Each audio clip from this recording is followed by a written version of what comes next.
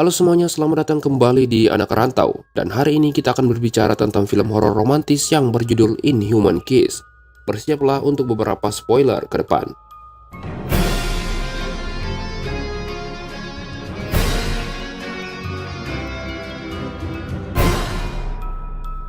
Jauh di sebuah desa yang sangat terpencil di luar kota, di dalam sebuah hutan terlihat 4 orang anak yang sedang menjelajah menuju rumah kosong.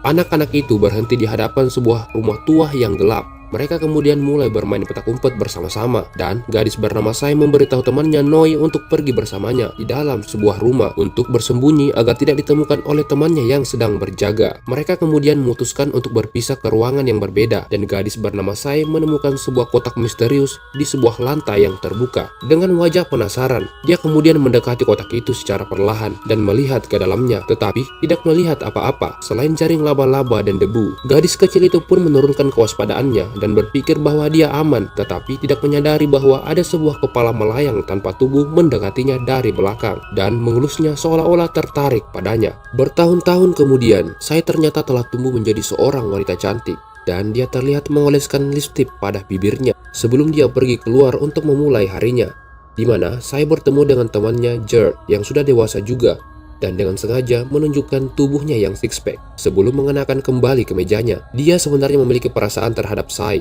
Gerd terkadang mencoba segalanya untuk mendapatkan perhatian Sai dan berdoa agar dia tidak dimasukkan ke dalam zona pertemanan. Gerd menemani Sai ke rumah sakit setempat, tempat dia bekerja sebagai perawat, tetapi mereka menemukan semua rekannya termasuk dokter tidak ada di tempat karena perang yang sedang berlangsung. Keduanya kemudian kedatangan pasien dari sebuah keluarga yang sedang berkunjung membawa putra mereka untuk dirawat setelah mengalami cedera ringan pada bagian lututnya. Ibu-ibu itu memberitahu mereka bahwa tetangganya melihat setan dengan kepala terbang yang dikenal sebagai kerasu atau kuyang yang memakan ternak mereka di malam hari. Ibu itu menyarankan mereka untuk mengunci jendela dan pintu sebelum mereka tidur, tapi saya terlihat mengalami kesulitan fokus pada percakapan mereka, dan dia tampaknya merasa aneh ketika melihat luka pada bocil tadi. Di malam hari sebelum tidur, saya mengingat nasihat dari ibu-ibu di rumah sakit dan memulai mengunci jendela untuk melindungi dirinya dari kuyang yang sedang hangat diperbincangkan. Saya mulai menutup matanya dan mulai tertidur, tetapi jauh di dalam mimpinya dia melihat penglihatan misterius dari rumah kosong beberapa tahun yang lalu dan mengingat kotak misterius yang ada di dalamnya. Saya tiba-tiba terbangun dari bayang-bayang mimpinya yang tidak jelas dan melihat bahwa kamarnya telah berantakan, sementara jendela entah bagaimana telah dibuka. Dia kemudian mulai merasakan sakit yang aneh di bagian dadanya dan mencoba membukanya, dan terlihat bekas luka merah di bawah pakaiannya.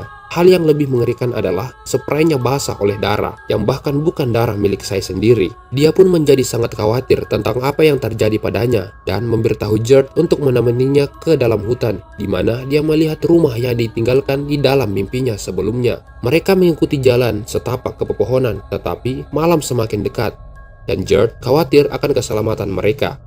Saat mereka menjelajah lebih jauh, tiba-tiba mereka mendengar langkah kaki seseorang dan segera bersembunyi. Tetapi ternyata teman masa kecil mereka, yaitu Noi, yang sudah lama pindah dari desa mereka. Mereka bergegas maju untuk menyapa teman lamanya, tapi Gerd terlihat cemburu kepada Sai yang bertemu dengan pria lain, karena ia merasakan cinta seketika terbentuk di antara mereka, di mana sebenarnya Sai memiliki ketertarikan kepada Noi. Seketika pertemuan mereka terganggu saat saya melihat sekelompok pria datang dari belakang dengan senjata serta obor, dan pemimpin mereka terlihat tidak ramah. Kelompok itu pun tiba di desa dan menunjukkan perangkap mereka yang penuh dengan kepala dan menjelaskan jika mereka adalah pemburu kerasu atau kuyang dari kota tetangga. Pemimpin mereka menjelaskan bahwa kerasu sangat berbahaya karena mereka muncul di malam hari dan memakan ternak yang ada di desa, dan pada akhirnya memakan manusia juga. Selain itu, kerasu dapat berkembang biak dengan sangat cepat karena air liur mereka dapat menginfeksi wanita lain dan mengubahnya menjadi kerasu seperti monster. Penduduk desa terlihat sulit untuk mempercayai hal ini, terutama kepala desa yang juga merupakan ayah Sai.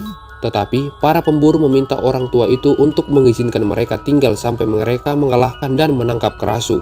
Warga yang melihat para pemburu ini bersenjata lengkap membuat mereka agak takut, sehingga kepala desa menerima tawaran tersebut demi keselamatan penduduk desa. Keesokan paginya, saya kembali bangun dan kaget setelah mengalami mimpi yang sama dan tiba-tiba memuntahkan darah dari mulutnya ke lantai. Dia juga melihat jendela yang terbuka lagi seperti pada malam sebelumnya, dan bahkan kembali lebih banyak darah kali ini di tempat tidurnya. Sai melihat ke bajunya dan melihat bahwa bekas luka merah semakin melebar yang menandakan bahwa dia sebenarnya adalah seorang kerasu. Yang lebih buruk lagi, dia mengetahui bahwa Gert telah memutuskan untuk bergabung dengan para pemburu bersama dengan banyak penduduk di desa untuk memburu kerasu. Noi mencoba meyakinkan Gert untuk keluar dari kelompok karena pemburu itu berbahaya dan kejam. Tetapi Gert menolak dan mengatakan bahwa ini adalah satu-satunya cara untuk melindungi Sai bersama dengan orang-orang yang dia sayangi. Di malam hari, para pemburu mulai berpatroli di mana-mana di sekitar desa mencari kerasu. Di sisi lain, Sai mulai merasakan sensasi aneh. Dia perlahan bertransformasi sekali lagi. Pemburu darahnya berubah menjadi merah karena semua darah berkumpul di sekitar lehernya, dan akhirnya kepala Sai terlepas dari tubuhnya dan kemudian mengubahnya menjadi monster yang menakutkan. Scan pun berganti, di mana ada tetangga yang sedang tidur tiba-tiba terbangun di tengah malam dan melihat bahwa bayinya hilang dari kereta sehingga menyebabkan dia menangis. Sang suami pun dengan cepat berlari ke pemburu iblis untuk meminta bantuan dan orang-orang lari kembali ke desa, di mana mereka melihat iblis bercahaya terbang melintas di udara dengan cepat. Para pemburu pun mulai menembaki kepala terbang itu dengan tujuan untuk membunuhnya, akan tetapi tidak terkena peluru satupun. Setelah beberapa kali tembakan, iblis itu dengan begitu saja menghilang di udara dan pepohonan, dan untungnya mereka dapat menemukan bayi yang hilang sebelumnya. Pada saat yang sama, Noi tidak sengaja melihat cahaya merah melesat di udara dan dia pun mulai mengejarnya. Ternyata itu adalah kerasu yang mengarah ke rumah Sai. Karena khawatir dengan keselamatan Sai, Noi pun naik ke rumahnya melewati jendela Sai. Kemudian dia pun melihat kepala itu kembali menempelkan dirinya ke Sai, sehingga membuat Noi sangat terkejut dan terjatuh dari tangga. Pada saat Sai kembali sadar, dia menyadari bahwa transformasinya disaksikan oleh seseorang yang dia cintai, yang menyebabkannya menangis kesakitan karena dia khawatir cintanya tidak akan pernah diterima setelah Noi mengetahui rahasia iblisnya. Keesokan harinya, Noi mencoba untuk menemui seorang biksu di desa untuk mendapatkan petunjuk, dan ternyata biksu itu mengetahui banyak tentang asal-usul dari kerasu atau kuyang, dan kemudian menjelaskan bahwa makhluk ini terdiri dalam dua jenis kelamin. Dan siluman laki-laki dikenal sebagai kerahang atau monster milik kelelawar yang awalnya merupakan orang normal seperti biasa, tetapi mereka bermain-main dengan ilmu hitam yang menyebabkan mereka berubah menjadi makhluk mengerikan. Dari wajah Noi, biksu itu tahu bahwa kerasu ini pasti seseorang yang sangat penting bagi Noi dan memberitahunya untuk membuat keputusan yang tepat mengikuti kata hatinya. Tak lama kemudian, Sai mulai berubah lagi sambil kesakitan di lantai. Tetapi Noi memutuskan untuk membantu Sai setelah mendengarkan perkataan dari biksu itu dan membawakannya banyak ayam pada malam hari, sehingga gadis itu dapat memuaskan rasa laparnya tanpa membunuh. Keesokan paginya, Sai menangis dan berterima kasih pada Noi karena membantu dia melalui hal mengerikan ini. Dan Noi pun juga menerima Sai meskipun tahu jika Sai adalah seorang kerasu atau kuyang. Cinta pun akhirnya mengalahkan segalanya. Hubungan mereka menjadi lebih dekat karena mereka berdua mulai jatuh cinta satu sama lain. Noi pun terus memberi makan kerasu itu di malam hari dan melindungi dia dari para pemburu, dan tidak ada seorang pun telah melihat kerasu selama sebulan. Noi juga menerima informasi penting dari biksu yang mengatakan kepadanya bahwa ada sebuah tanaman yang mampu untuk sementara mencegah transformasi kerasu meskipun tidak pernah melihatnya sendiri. Suatu hari saat Sai merawat seorang gadis di rumah sakit sambil meminum secangkir teh dan meletakkannya di atas meja kerjanya, dia didatangi oleh Gert yang memperingatkan dia untuk sangat berhati-hati karena akan ada perburuan besar-besaran yang akan dilakukan malam ini. Dan hal yang tidak mereka sadari adalah bahwa anak kecil tadi melihat ke arah cangkir teh di atas meja bekas minum Sai, dan anak itu meminumnya. Sehingga tiba-tiba infeksi pun terjadi dengan sangat cepat pada malam hari. Anak itu mulai berubah dan disaksikan oleh kedua orang tuanya. Para pemburu pun segera muncul dan melihat tubuh tanpa kepala di lantai, sementara kerasu itu bersembunyi di bawah meja. Setelah pemimpin pemburu mencoba untuk mengeluarkan kerasu dengan tangan dan gagal, dia memerintahkan anak buahnya untuk menembak makhluk itu tanpa ampun, dan mereka menembakkan banyak peluru menembus meja dan membunuh anak itu, sehingga membuat orang tuanya berteriak histeris melihat putri satu-satunya mereka mati di depan mereka. Sementara pemburu mencoba merobek jantung makhluk itu dan terlihat sangat menikmatinya. Dikarenakan saya adalah satu-satunya perawat yang bekerja di rumah sakit hari itu, akhirnya membuat pemburu iblis juga mencurigainya sebagai kerasu yang asli, di mana menyebabkan permasalahan besar di antara teman-temannya. Selain itu, saya merasa sangat bersalah atas kematian gadis itu, dan menyadari bahwa dia juga mungkin akan dibunuh segera oleh para pemburu. Noi pun mencoba menghiburnya, dan memberitahu saya bahwa mereka mungkin masih dapat memperbaiki situasi ini, karena Noi menemukan tanaman obat yang diceritakan oleh biksu sebelumnya, di dekat rumah yang terpencil pertama kali, yang mungkin dapat menghentikan transformasinya untuk sementara. Mereka pun segera pergi ke lokasi itu di dalam hutan dan melihat rumah tua yang membawa kembali kenangan masa lalu yang tidak menyenangkan.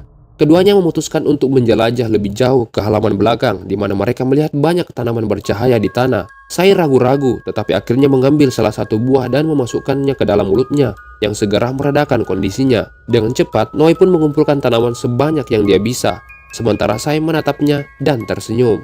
Saya menyadari betapa pria itu peduli padanya, dan keduanya pun akhirnya berbagi ciuman dengan penuh gairah setelah akhirnya menemukan solusi untuk kutukannya. Namun, tiba-tiba para pemburu datang bersama dengan George yang mengikuti mereka menuju rumah tua ini. Setelah melihat orang yang dia cintai dicium oleh orang lain, George pun langsung menyerang Noi dan mulai meninjunya dengan marah. Sementara saya melarikan diri dari para pemburu menuju ke dalam rumah tua. Dia bergegas ke kamar dan melihat kotak misterius saat ia masih kecil.